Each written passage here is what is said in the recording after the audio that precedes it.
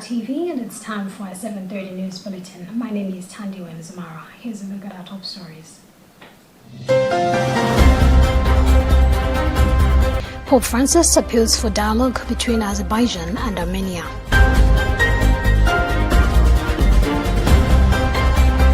Jaguera says 28th UNGA session has deepened Malawi's cooperation with global partners.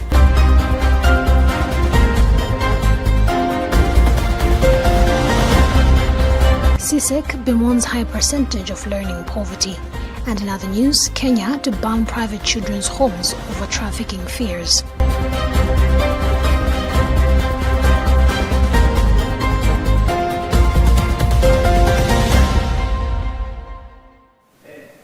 We do have the details to these stories and more. Just stay with us.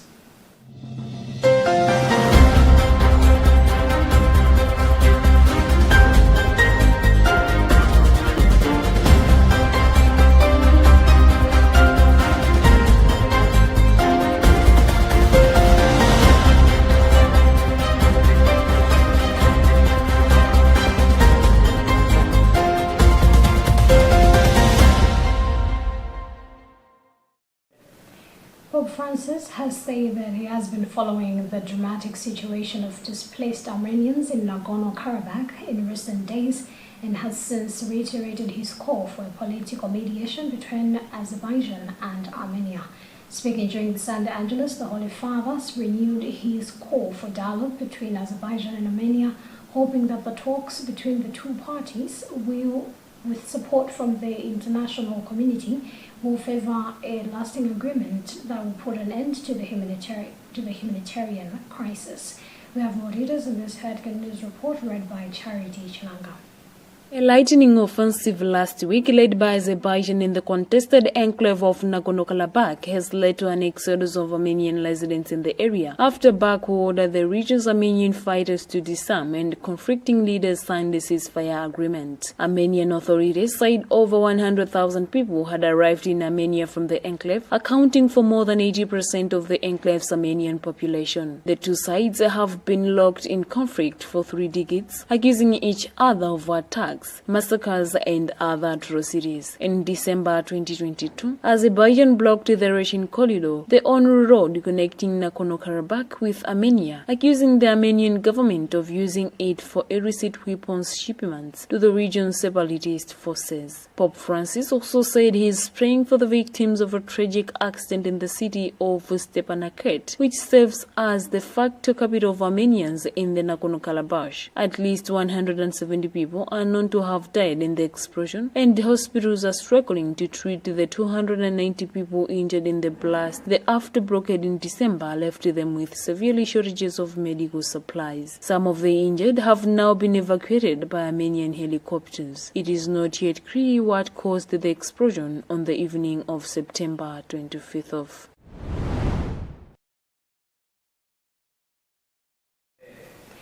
Bishop of the Catholic Diocese of Chihuahua, Right Reverend Peter Musikwa, has blamed political leaders for their continued sweet promises to the people that end up being unfulfilled. In his homily on Sunday during the launch of Mission Month of October at Our Lady of the Puangabu Parish in Chihuahua, Bishop Musikwa said things are too contrary to what leaders promised Malawians, and yet they are just watching without finding tangible solutions.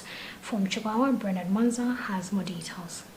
Bishop Peter Musikwa cited lack of enough and cheap maize to curb the current hunger crisis in Malawi, poor roads that disadvantage expectant mothers, breakdown of national security, and uncertainty on the Affordable Import Program AIP as some of the critical issues that prove leaders' failure. He wonders that those who promised to help people are not attending to the suffering, which raises more questions. When you promise people heavens on earth, they expect so much from you. But when you are reminded of such promises, you tend to react arrogantly just because your wishes have been accomplished. This is wrong. On the Mission Month which has been launched, Bishop Musikwa says this month reminds Christians on their role of sharing their faith to many people. He emphasizes that promises that everyone makes on the baptismal day should be fulfilled and that doing the opposite is wrong. Speaking on behalf of the Pontifical Mission Society's PMS National Director, Father Vincent Mwakwawa, the Diocesan PMS Director, Father Peter Madea, urged Christians to dedicate themselves to the missionary work for many people to be reached with the gospel. They are encouraged to pray hard during this month of missionary rosary and also a missionary month. We have also told them to start working towards the mission of the church, because if they are working towards the mission of the church, they will be able to celebrate the missionary month with success. The Mission Month of October, which is also dedicated to the Holy Rosary and will draw to a close with the World Missionary Sunday celebration 22nd October, will give an opportunity for reflection, prayer and support for the missionary efforts of individuals, communities and the world. This is Bernard Manza for Luntha News.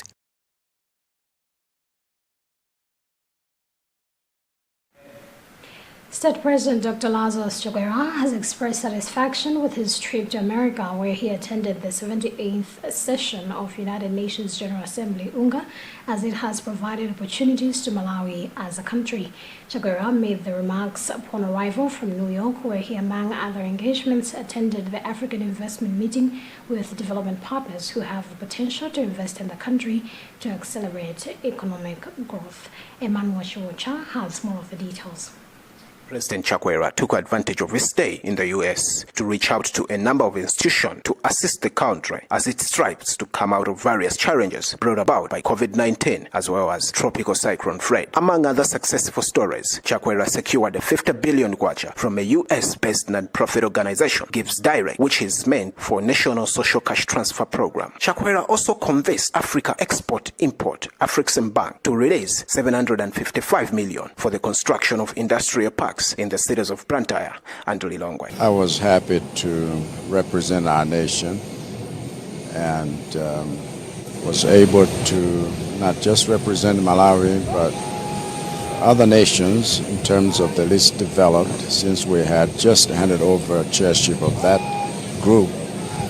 And so I spoke concerning things that really have troubled least developed countries like Malawi.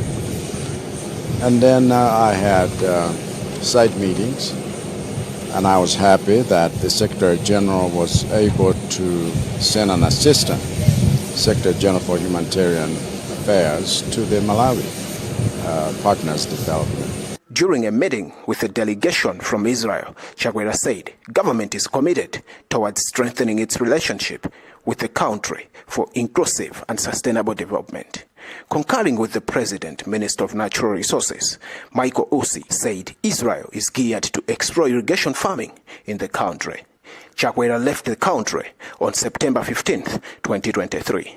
Among other government officials who accompanied the President is Minister of Foreign Affairs, Nancy Tembo. For Luntha TV, this is Emmanuel Chiwocha.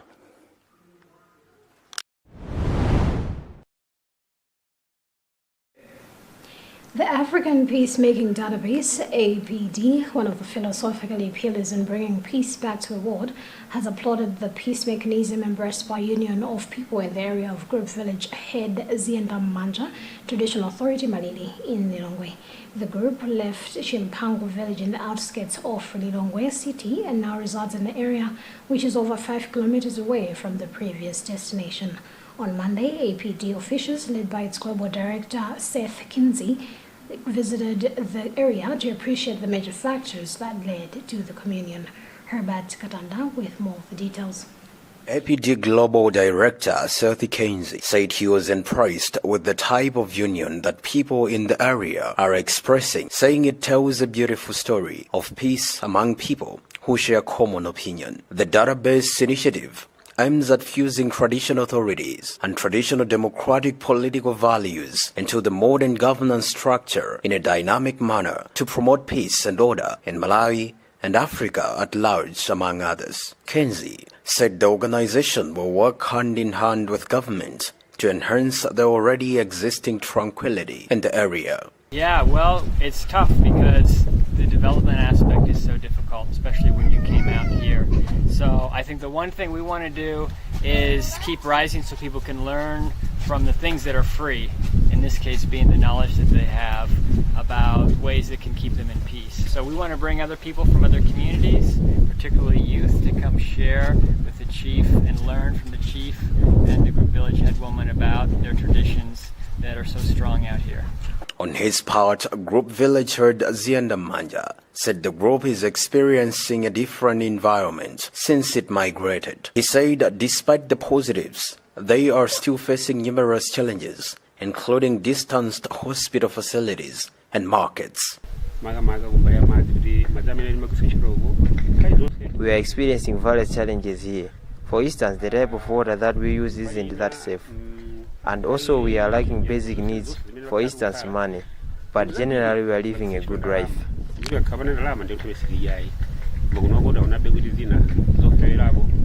APD, which goes with African solutions to African problems, is one of the philosophical pillars contributing to the birth of African peacemaking database that currently covers countries like Malawi, Ethiopia, Sudan, South Africa, and Botswana, while focusing on the African continent at large. For Luntha News in Lilongwe, I'm Helbert Katanda.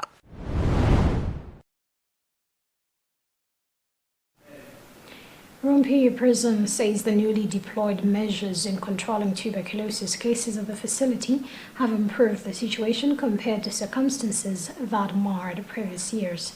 Salos Manda, who is a nurse at the prison, says initially they were struggling to counter the situation because of shortage of health practitioners, but with the new measures put in place, the number of cases have dropped slightly. Jacqueline Saidi has more details. In years running back from 2010, Rumpi Prison used to record a lot of tuberculosis cases due to lack of health personnel designated to handle TB cases at the facility. But the cases have dropped, a development which officials attribute to stiff preventive measures. In an interview on Monday, Rumpi prison nurse Saulos Manda said the prison currently has measures in place, including collection of sputum among the inmates and disinfecting the rooms to avoid further spread of the disease.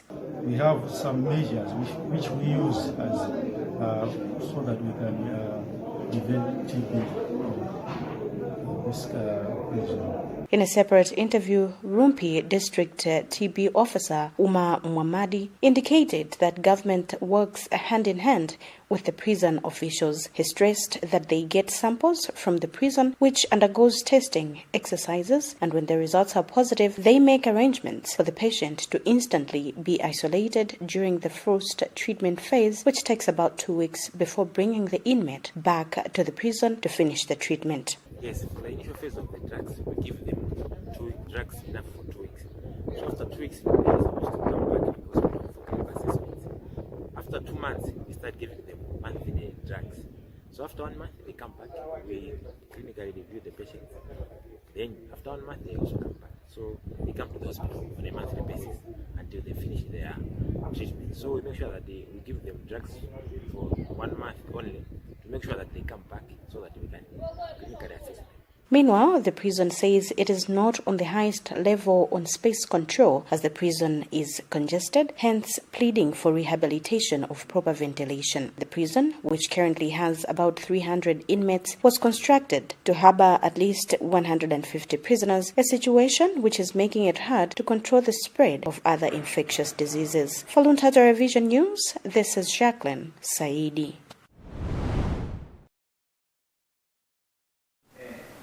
Remember that you're watching news coming to you live from Bishop Nevi Media Center, and today with me, Tandy Wemzumara. Let's have another look at the headlines before we proceed. Pope Francis appeals for dialogue between Azerbaijan and Armenia.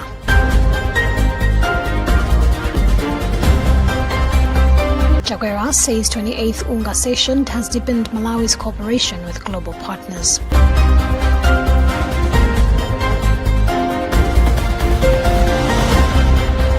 CSEC bemoans high percentage of learning poverty, And in other news, Kenya to ban private children's homes over trafficking fears.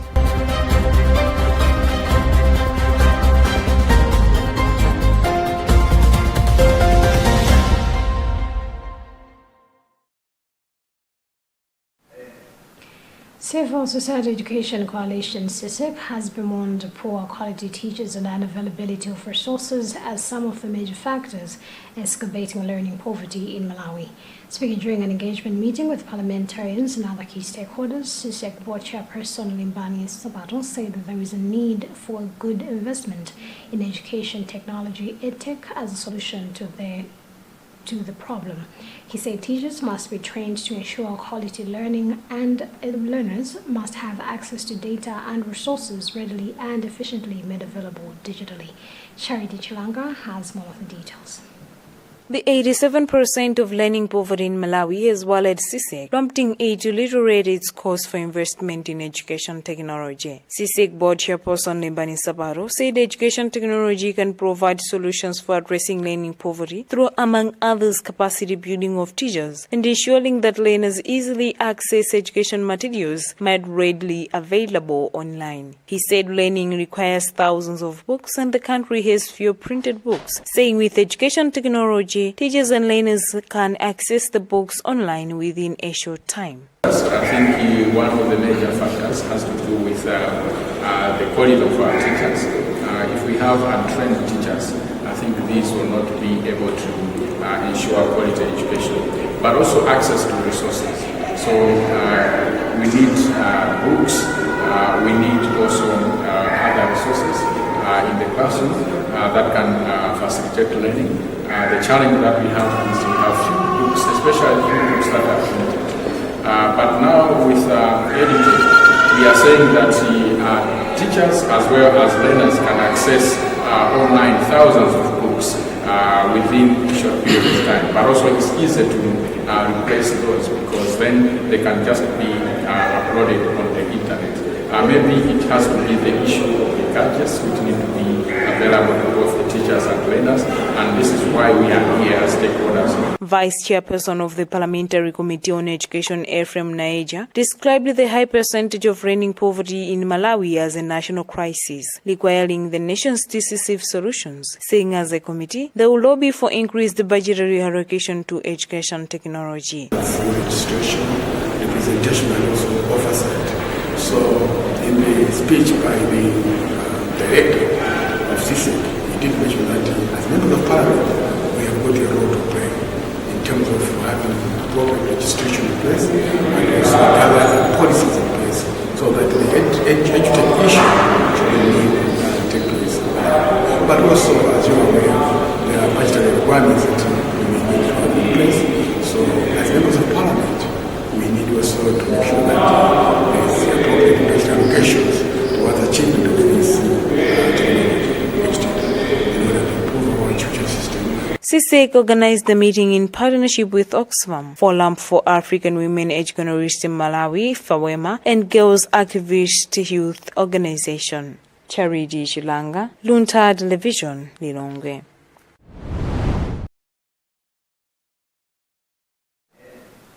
Students at Balaga Secondary School are questioning authorities on the extra 5,000 kwacha that has been added on the examination fees circular released by the school, despite the original fee statement made by the Malawi National Examinations Board (MANEB) showing different costs. According to a student at the school who opted for anonymity, they have been advised to pay the money, which is apparently meant to buy a data bundle to redeem invoices that will be used by the students to pay the examination fees to MANEB. Rashida Matandika has more of the details. The circular that the Malawi National Examinations Board released is clear on how much students should be paying as examination fees, as every subject is at 2,000 kwacha, administration fee is at 1,750 kwacha, form fee is at 1,750 kwacha, and for external students, center fee is also at 1,750 kwacha, plus an entry fee of 3,250 kwacha. For students that have 11 subjects, the actual amount to be paid is at 30,500 kwacha and less for those that have a few subjects. However, there is a fee of 5,000 kwacha that has been added, which a concerned student at the school says it is not making sense, even if they say they would like to use the money to buy data bundle to access the invoices for the students. The money is too much. The students are wondering why the money was not included on the Manebo circular if it was a necessity. In her comment, Manebo spokesperson Mayamiko Chiwaya said she has no idea on the issue, but she is sure of how clear their message is on the mode of payment and the amount. I don't know if what you are reporting is what is happening at the school, because if it's happening, then it's unfortunate. Because what we expect is that after the school has captured the candidate details in their portal, there's an invoice which is generated from the portal, and then they're supposed to give that invoice to the candidate or their guardian. And it will be the responsibility of the guardian or the candidate himself or herself to pay examination fees using the approved Manebo payment platforms. There are efforts to talk to Balaka Secondary School head teacher proved futile as she was engaged. The Ministry of Education, through its spokesperson Mpatso Nkonera, says they stand by Manebo's communication where students should pay electronically, and said they will look into Balaka Secondary School's issue and take necessary steps. Each and every candidate must pay through the agreed or the newly introduced the electronic registration and the electronic payment of examination. So that's what the ministry is encouraging, and the issue specifically about the Balaka Secondary School, the ministry has learned about this. We are going to find out and be able to take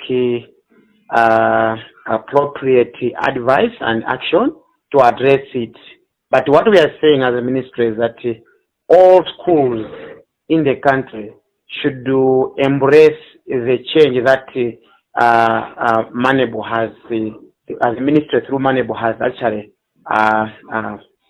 initiated, that candidates must register electronically and payment of examination fees must be done electronically as well.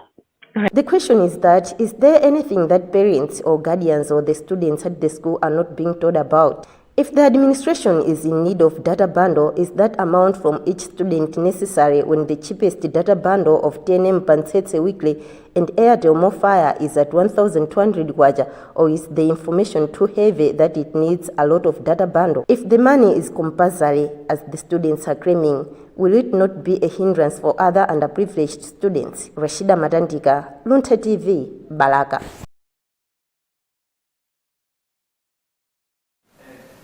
Now in other news, Kenya's government has announced that it will abolish all privately owned orphanages and children's homes within the next 8 years. Minister of Social Protection Florence Bore said their closure was aimed at ending child trafficking. She said the children would be placed in family and community care, which offered a better environment for them. We have more details on this BBC News Africa report read by Vincent Kwagwala. Bore posted on X, formerly known as Twitter, that the government was already in the process of reforming children's homes and orphanages. She said that the government will, however, continue housing children in facilities managed by the Child Welfare Society of Kenya, the government agency tasked with the care, protection, welfare and adoption of children in Kenya. Kenya has planned to phase out private children's homes and orphanages since the 2022 Children's Act was passed. The law recommended placing children without families in an alternative care such as guardianship, foster care placement, and adoption to curb the abuse and trafficking of children. There have been widespread concerns about the exploitation of children in Kenya's orphanages and children's homes. In 2017, a non-governmental organization, Stahiri Foundation, said that some orphanages and children's homes in Kenya convince families to give away their children before using them to solicit donations.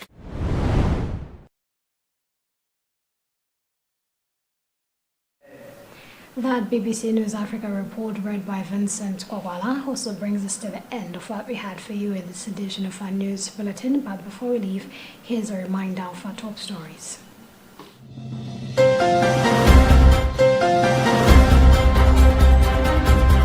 Pope Francis appeals for dialogue between Azerbaijan and Armenia.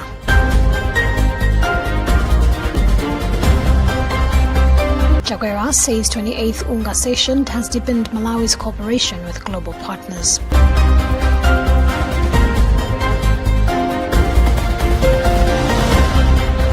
CSEC bemoans high percentage of learning poverty. And in other news, Kenya to ban private children's homes over trafficking fears.